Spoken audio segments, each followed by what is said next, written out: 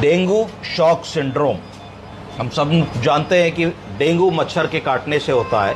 उसका प्रेजेंटेशन कैसे हो सकता है और उससे आदमी कितना ज़्यादा बीमार हो सकता है, आज हम लोग इसके बारे में चर्चा करेंगे। प्रेजेंटेशन कैसे होता है? एक व्यक्ति जिसकी आयु 65 से 70 वर्ष के बीच है, कोई और कोमॉर्बिडिटीज़ नहीं है, यानी कि कोई ब्लड प्रेशर नहीं है, डायबिटीज़ नहीं है, थायराइड नहीं है, वो ब्रेथलेसनेस, शॉर्टनेस ऑफ ब्रेथ करके उनका प्रेजेंटेशन होता है कि सांस लेने में 2-3 दिन से दिक्कत हो रही है। यहाँ से वहाँ तक हम चल के चले जाते थे, अब यहाँ से वहाँ तक जाने में 2 बार रुकना पड़ रहा है और बीच में सांस फूल जाती है। पिछले 1 दिन से ज़्यादा फूलने लगी। अपना बेसिक काम, पॉटी जाना, बाथरूम जाना, खाना बनाना, वो भी हम नहीं कर पाए। उसके बाद फिर फैमिली ने नोटिस किया कि थोड़ा सा एजिटेशन हो गया, आदमी में थोड़ी एंग्जाइटी, चिड़चिड़ाहट हो गई और थोड़ा सा ऑल्टर्ड सेंसोरियम हो गया, यानी कि वो इधर उधर की बातें करने लगे।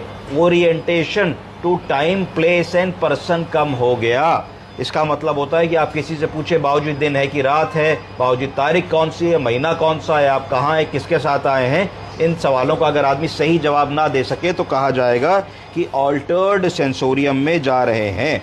फिर हिस्ट्री लेने पे पता लगा कि 5-6 दिन से 7 दिन से बुखार आ रहा था, जा रहा था, आ रहा था, जा रहा था। पता लगा कि लैट्रिन भी काली हुई, अर्थात लैट्रिन में खून आया, इसको मलीना कह देते हैं।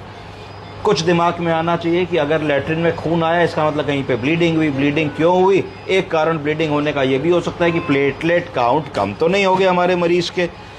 उसके बाद पेशेंट को ये सारी कंप्लेंट्स ओवर 2 वीक्स थी कि 2 हफ्ते से सब तबीयत धीरे धीरे डाउन हो रही है। मरीज़ पहले लोकल अपना इलाज करते हैं और मेडिकल स्टोर से दवा ला करके खाते हैं, उनको कोई इलाज आराम नहीं होता। उसके बाद फिर जिला स्तरीय अस्पताल में जाते हैं, वहाँ थोड़ी सी दवा वगैरह होती है, पर वहाँ समझ में आता है कि भाई तबीयत इनकी ज़्यादा ख़राब हो रही है। और रूटीन इन्वेस्टिगेशन जब वहाँ होते हैं तो उसमें पता लगता है किडनी गड़बड़ाने लगी है, क्रिएटिनिन 2-2.5 के ऊपर हो गया है, प्लेटलेट 40,000 हो गए हैं।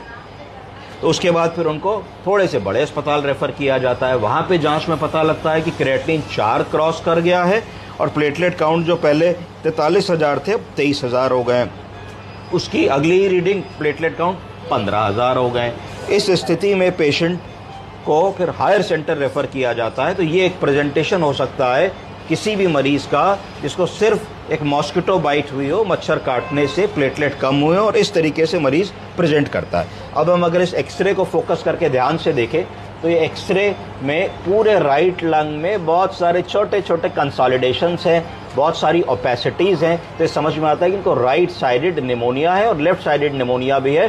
ट्रैकिया सेंट्रल है, कॉस्टोफ्रेनिक कार्डियोफ्रेनिक एंगल दिख रहे हैं, कार्डियक शेडो दिख रही है हमको, एओर्टिक